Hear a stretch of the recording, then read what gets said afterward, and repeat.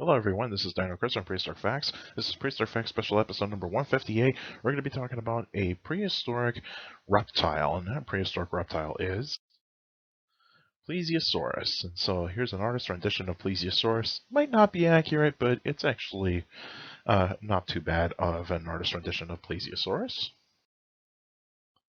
Some information about Plesiosaurus. The name means near lizard. Length is 15 feet, or approximately 4.5 meters. Weight 1,000 pounds, or 453.592 kilograms. Lived 199.6 to 175.6 million years ago in the early Jurassic period. Most of the fossils are found in England, and it was described by Conybeare in 1824. So in the upper left corner, we actually have a map of Europe, and so right around in the eastern coast of England is where you actually are going to find some of the marine reptiles that were actually discovered around that particular kind of time in the early Jurassic. Here's a size chart of Plesiosaurus. You can see not a particularly large marine reptile, but it's actually a pretty decent size for a marine reptile. And here's a museum display skeleton of a Plesiosaurus, and so you can see it still has that long neck and those four flippers and that tail. And this skeleton right on the bottom left is a very, very iconic Plesiosaurus specimen, and that Plesiosaurus specimen was actually found by a well-known fossil hunter back in the 1820s, and I'll get to her in a bit. So some information about Plesiosaurus, more information I should say. It belongs to its own type of family of reptiles called the Plesiosauridae, and the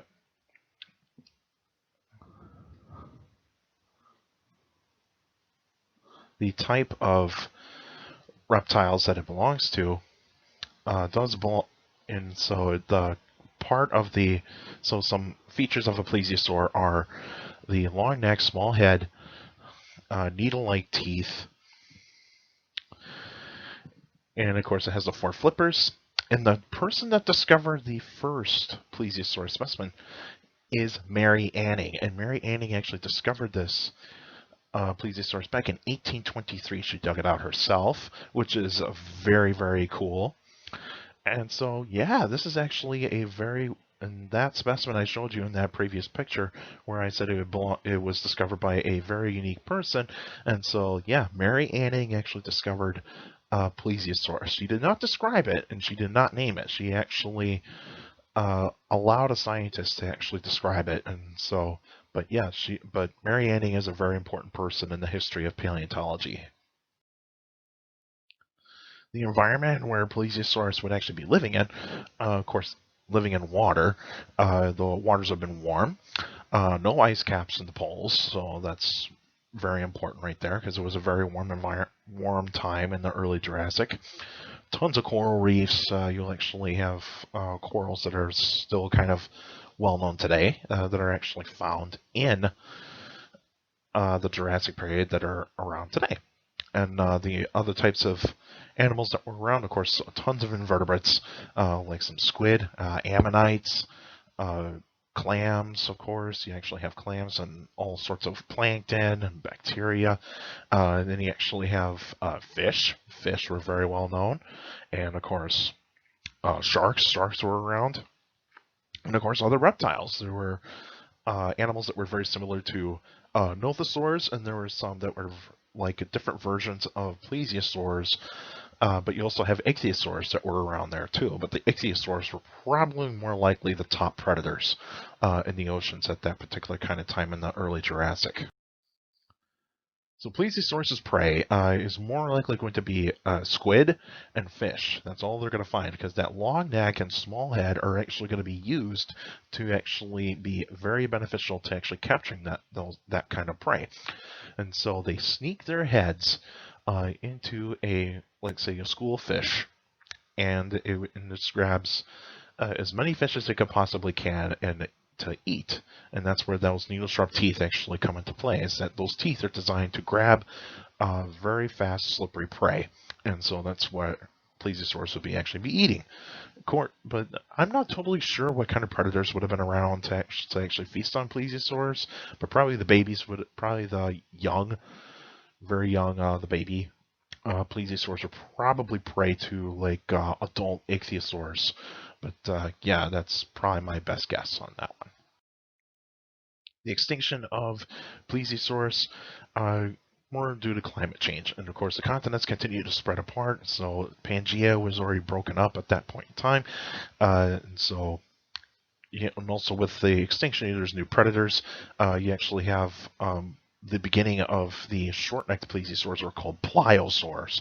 The pliosaurs would have actually have started to take a foothold into the type of environments that would have actually be them to be considered to be the top predator. And then, and of course, the prey changed. Like some fish were getting faster, some of them were getting larger. And so, yeah, that's actually going to be a big issue for plesiosaurs, is if the prey changed, then they can't actually catch that prey, and so that leaves some predators that are actually probably faster and probably larger than Plesiosaurus that could actually catch that prey. And here's a map of what the early Jurassic period would have actually looked like 195 million years ago. And so where England is, there's a small bit of the sea right there. You actually get to see it right here in Laurasia. So right in the middle of Laurasia, you actually find where Plesiosaurus would have actually been found. There's other types of Plesiosaurus. Plesiosaurus is like suborders of Plesiosaur, or subgenres, subspecies of Plesiosaurus, but some of them have been given different names, and so they may look similar to Plesiosaurus, but then you actually see is that there might be some smaller differences between them, so that's why you actually have different kinds of Plesiosaurus that were actually around at that particular kind of time. So the next episode would be a Q&A episode. That'll be on September 3rd, so that's coming up pretty soon.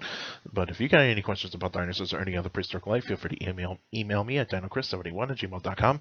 There's go to my Facebook page, Prehistoric Facts with Dino Chris. Link the page, you actually post your questions on the wall, or in the comment section, excuse me. And also, YouTubers out there, feel free to like the videos, share the videos if you want to, subscribe to the channel, and also stomp the notification bell so that way you can get weekly updates on every single episode that comes out each week. And also feel free to put your questions in the comment section, because I do read them all, and hopefully you guys can actually come up with some pretty good questions. And remember, keep your questions short and to the point. You can also follow me on Twitter at CSGRALL. It's my Twitter page. I post pretty cool stuff on there. Also, take care of the people around you. Notice if you're younger people out there that miss your listen to your parents, your teachers, and your guardians. It's the best motivation you can have a good education. It's very important to have good education with a good education and a good job in the future. And I will post the most recent research on Plesiosaurus in the description down below, so that way you can actually look at the paper and see what you can learn about Plesiosaurus a little bit more. And hopefully you can actually learn a lot more about Plesiosaurus. And also, if you want to check out Colossal Fossils, go to the web. Or if you want to donate to Colossal Fossils as well, that's the museum I work for. And so feel free to donate if you want to, or otherwise just check out the website. And so yeah, and also the link for Colossal Fossils will be in the link in the description as well. All right, that's it for now, and I'll see you guys next time.